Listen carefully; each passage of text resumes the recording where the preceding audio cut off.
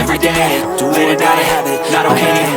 All I want, and I pray, all I need are some better days. Fuck me, I'm looking in the mirror, so foggy, but I've never seen clearer. I don't really think anyone can save me, and honestly I'm not really sure I want to save me. I like to be my own worst enemy. There's no risk if you don't try at anything, so I'ma just keep buying everything. See you in the next life, I can be a better me. I don't think that my head's on straight, gotta strip it and grip it and go and get an x-ray. What's wrong with me? I just feel weight pushing on my chest and it squeezes till I suffocate. Better change my mindset, meditate. It's pretty cool that I'm alive and have better days. I can walk, see, hear